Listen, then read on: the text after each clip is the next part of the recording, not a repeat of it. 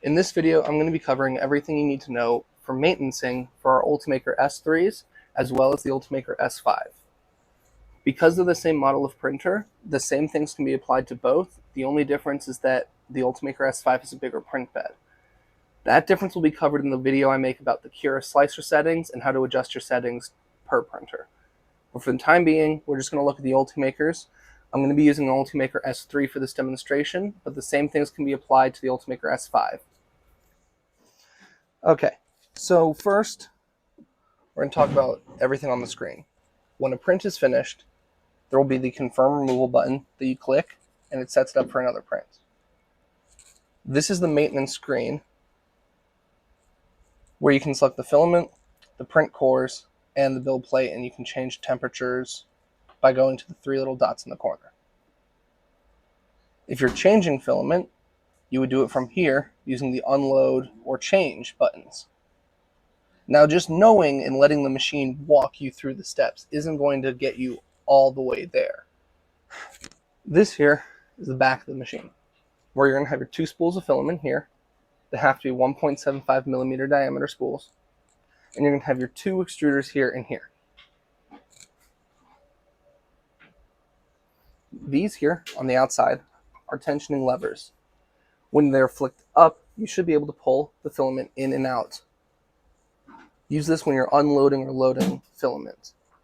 When pushed down, it locks it in place. In a second, we'll actually open up the extruder box and look inside to see more details about how the extruder works so that you can better maintenance the machine. When you take out the 4 screws on the back cover, this is what you see on the inside of the extruder. You've got right here your main extruder gear, your follower, and then this is the lever that controls the tensioning. When you flip this up, it pulls the follower gear off the extruder, allowing for free motion coming through here. It's no longer clamped down. This spring here controls how tensioned the extruder is, and this white bit here is what displays how tense the extruder is.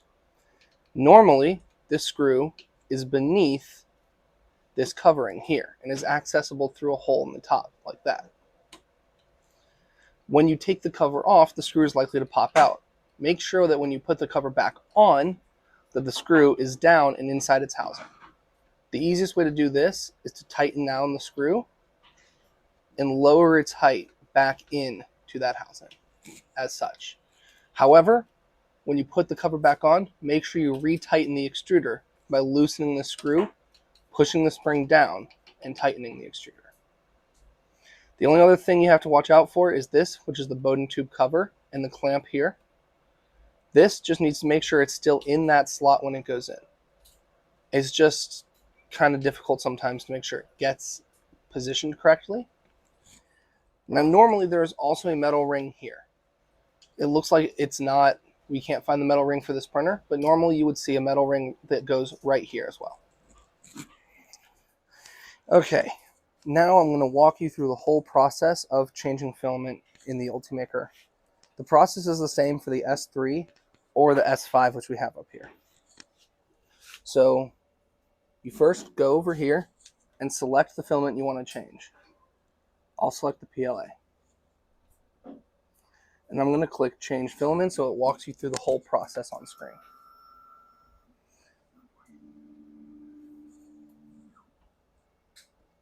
So it first starts by trying to unload the material by heating up the nozzle and retracting the material back, as you can see.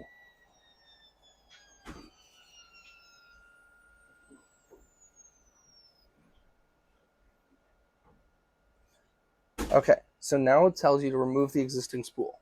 At this, we turn the printer around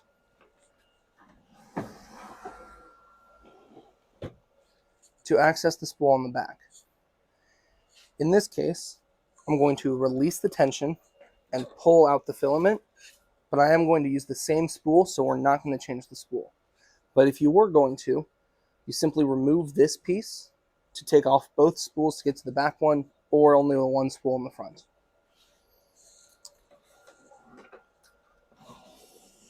I will now click confirm on the screen to move to the next step, which is loading in the filament. It will now ask you to place the new spool. I'll click confirm since our spool is already in place. And it wants you to select the material. Now, it can auto-detect the selection. Sometimes it doesn't work, the auto-detection doesn't work, and you're going to have to select it yourself. So I'm going to select PLA, confirm, because that's what we had in previously. I'll load in PLA again. So I click confirm on the PLA, and it asks to insert the material. So with this up, I'm going to take the material and insert it into the hole at the bottom of the extruder base.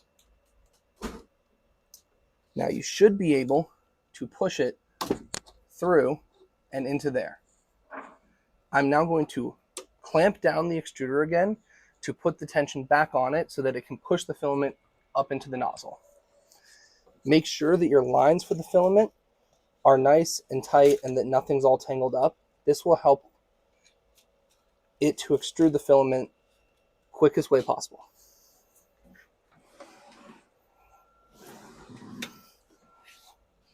Then click confirm on the insert material, and it will now push the material into the extruder head up top. As you can see, the material right there coming in to the extruder head.